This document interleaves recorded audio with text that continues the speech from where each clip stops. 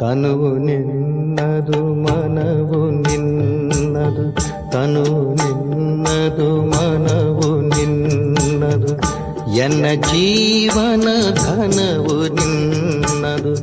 ನಾನು ನಿನ್ನವನೆಂಬ ಹೆಮ್ಮೆಯ ಋಣವು ಮಾತ್ರವೇ ನನ್ನದು. ತನು ನಿನ್ನದು ಮನವು ನಿನ್ನದು.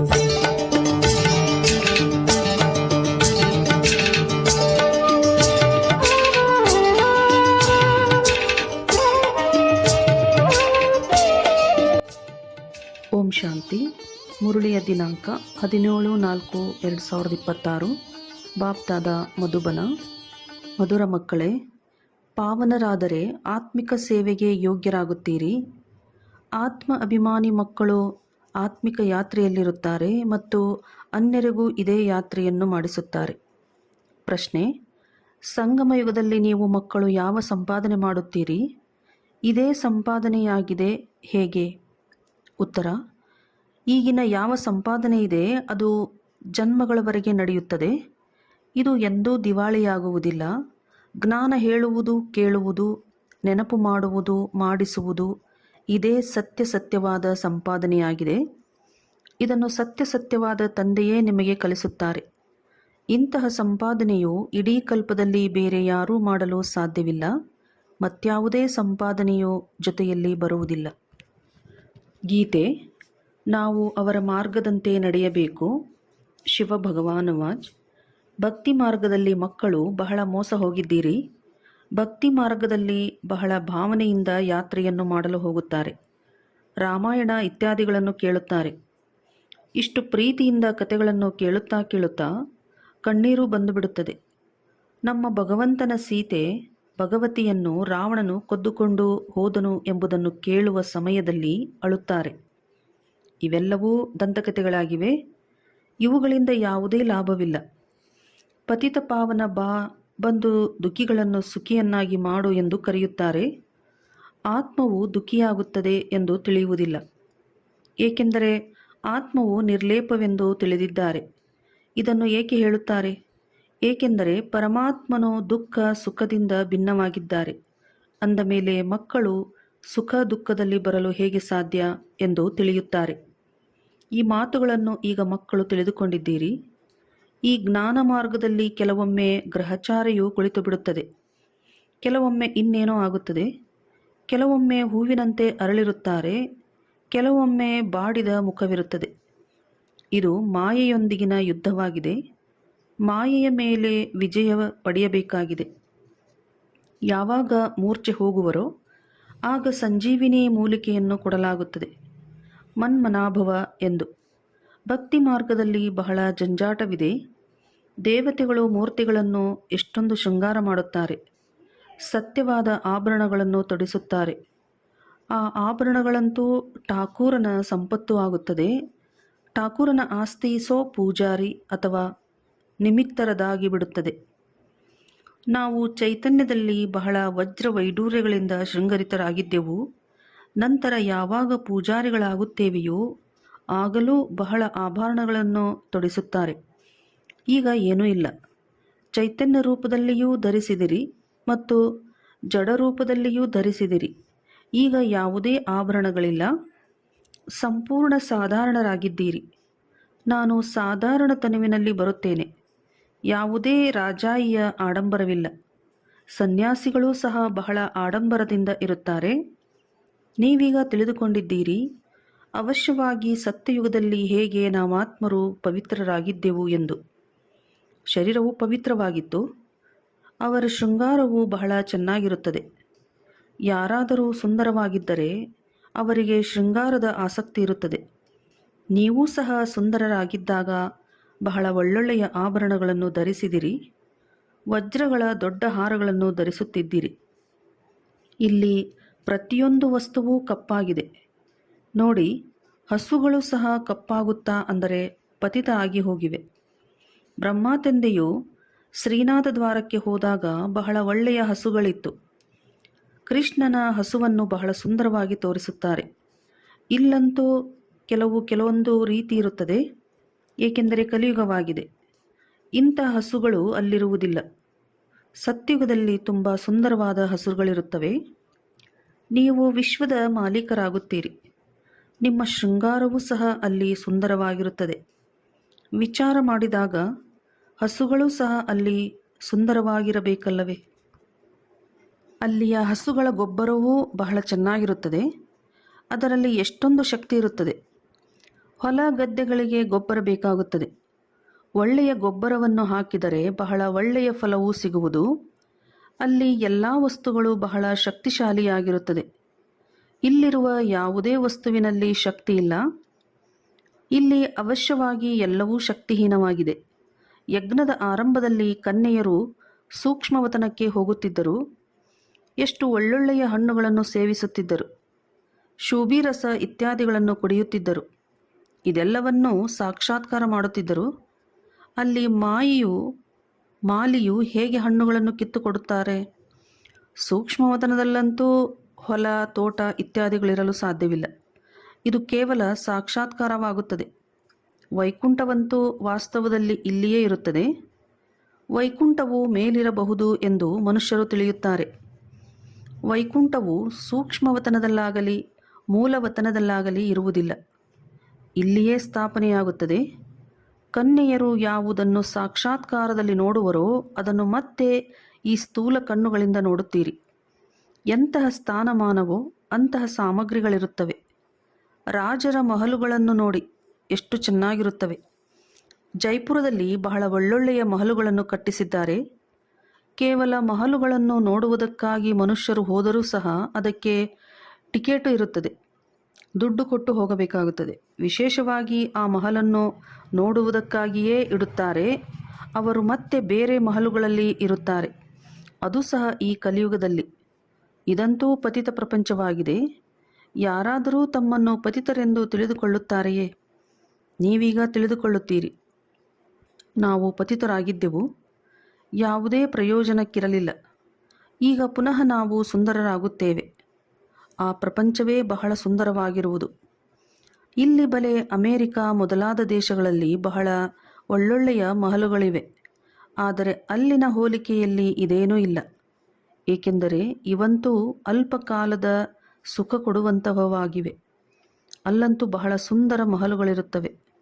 ಹಸುಗಳು ಸುಂದರವಾಗಿರುತ್ತವೆ. ಅಲ್ಲಿ ಗೊಲ್ಲರೂ ಇರುತ್ತಾರೆ.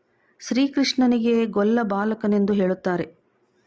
ಇಲ್ಲಿ ಯಾರು ಹಸುಗಳನ್ನು ಸಂಭಾಲನೆ ಮಾಡುವವರಿದ್ದಾರೆಯೋ ಅವರೂ ಸಹ ನಾವು ಗೊಲ್ಲರಾಗಿದ್ದೇವೆ, ಕೃಷ್ಣನ ವಂಶಾವಳಿಯಾಗಿದ್ದೇವೆ. ವಾಸ್ತವದಲ್ಲಿ ಕೃಷ್ಣನ ವಂಶಾವಳಿ ಎಂದು ಹೇಳುವುದಿಲ್ಲ, ಕೃಷ್ಣನ ರಾಜಧಾನಿಯವರೆಂದು ಹೇಳುತ್ತಾರೆ. ಶ್ರೀಮಂತರ ಬಳಿ ಹಸುಗಳಿದ್ದರೆ ಅವುಗಳನ್ನು ಸಂಭಾಲನೆ ಮಾಡಲು ಗೊಲ್ಲರೂ ಇರುತ್ತಾರೆ. ಈ ಗೊಲ್ಲ ಎಂಬ ಹೆಸರು ಸತ್ಯಯುಗದ್ದಾಗಿದೆ. ಇದು ನೆನ್ನೆಯ ಮಾತಾಗಿದೆ. ನೆನ್ನೆಯ ದಿನ ನಾವು ಆದಿಸನಾತನ ದೇವಿ ದೇವತಾ ಧರ್ಮದವರು ಆಗಿದ್ದೆವು. ನಂತರ ಪತಿತರಾಗಿದ್ದರಿಂದ ತಮ್ಮನ್ನು ಹಿಂದೂಗಳೆಂದು ಕರೆಸಿಕೊಳ್ಳುತ್ತಾರೆ. ಕೇಳಿರಿ, ನೀವು ಆದಿಸನಾತನ ದೇವಿ ದೇವತಾ ಧರ್ಮದವರೋ ಅಥವಾ ಹಿಂದೂ ಧರ್ಮದವರೋ ಎಂದು.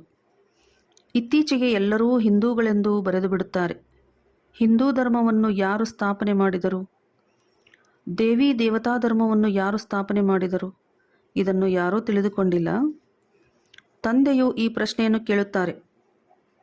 ತಿಳಿಸಿ, ಆದಿಸನಾತನ ದೇವಿ ದೇವತಾ ಧರ್ಮವನ್ನು ಯಾರು ಸ್ಥಾಪನೆ ಮಾಡಿದರು? ಶಿವತಂದೆಯು ಬ್ರಹ್ಮಾರವರ ಮೂಲಕ ಮಾಡುತ್ತಿದ್ದಾರೆ.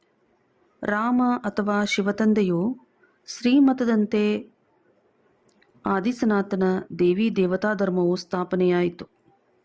ನಂತರದಲ್ಲಿ ರಾವಣ ರಾಜ್ಯವು ಸ್ಥಾಪನೆಯಾಗುತ್ತದೆ. ವಿಕಾರಗಳಲ್ಲಿ ಹೋಗುತ್ತಾರೆ. ಭಕ್ತಿ ಮಾರ್ಗವು ಆರಂಭವಾಗಿ ಬಿಡುತ್ತದೆ.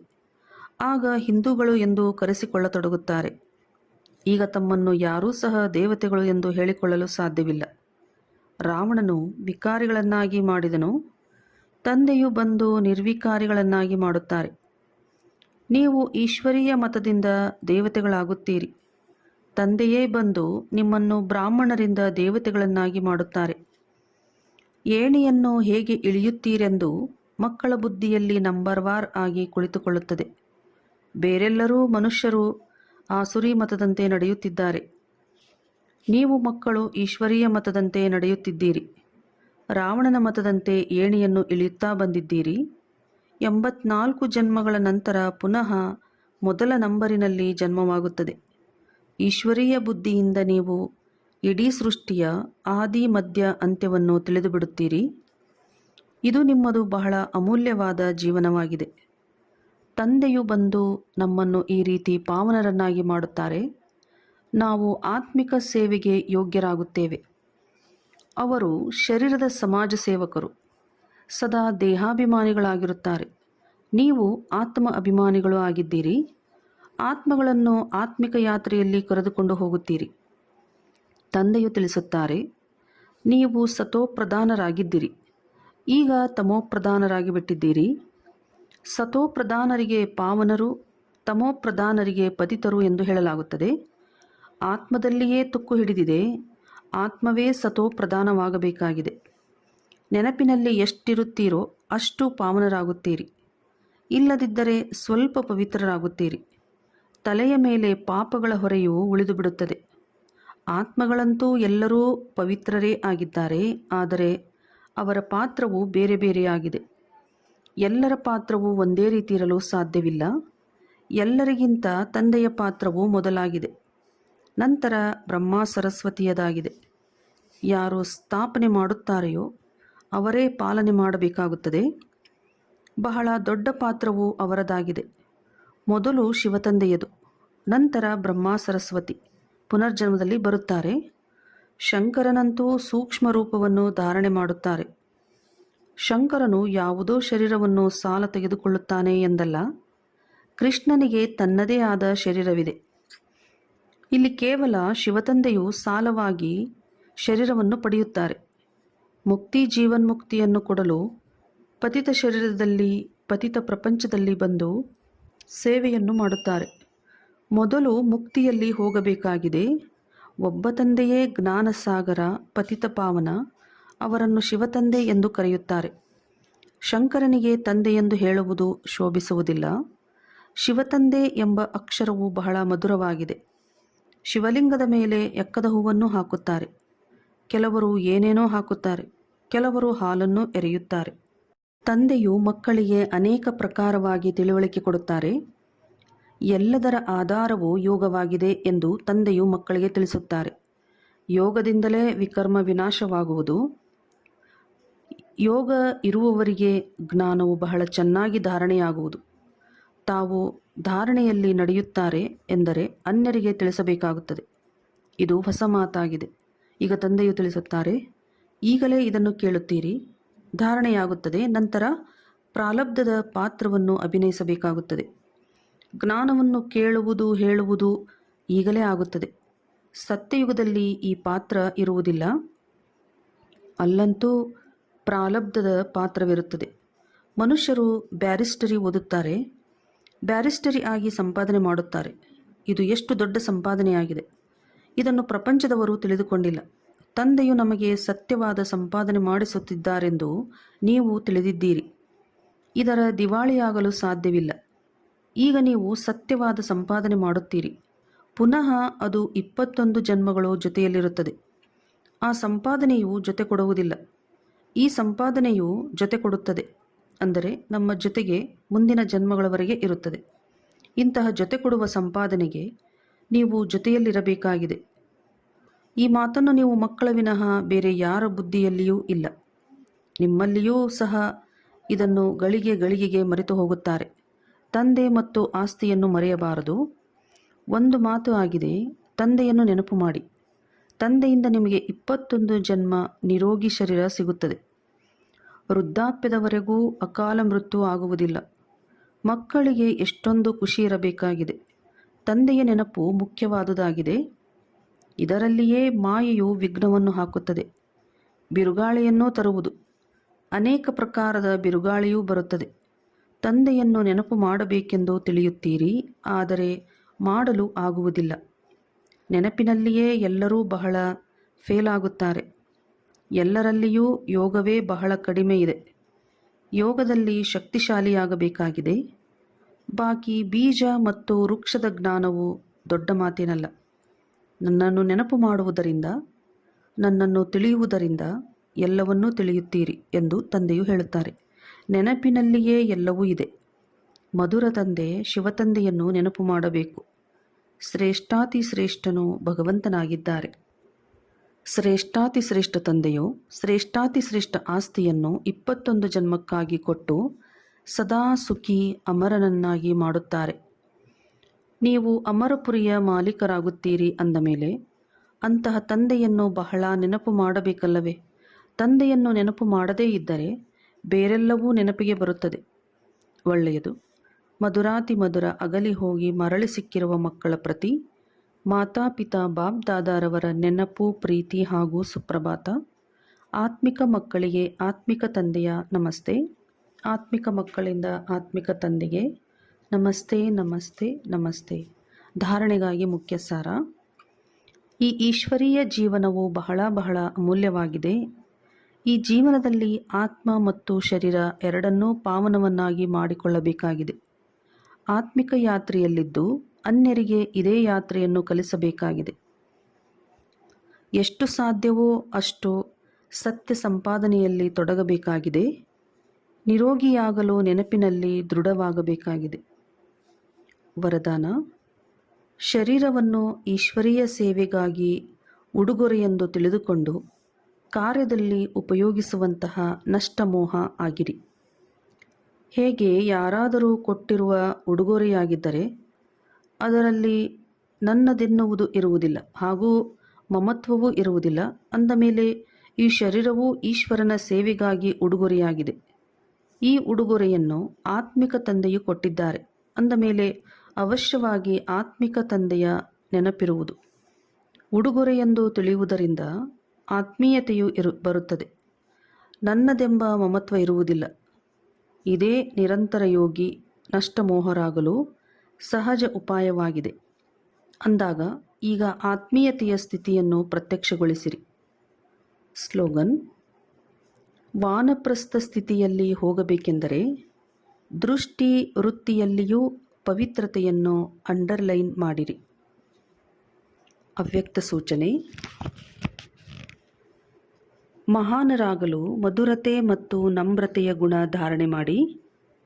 ನಿಮ್ಮ ಪ್ರತಿ ಮಾತು ಮಹಾನವಾಗಿರಲಿ.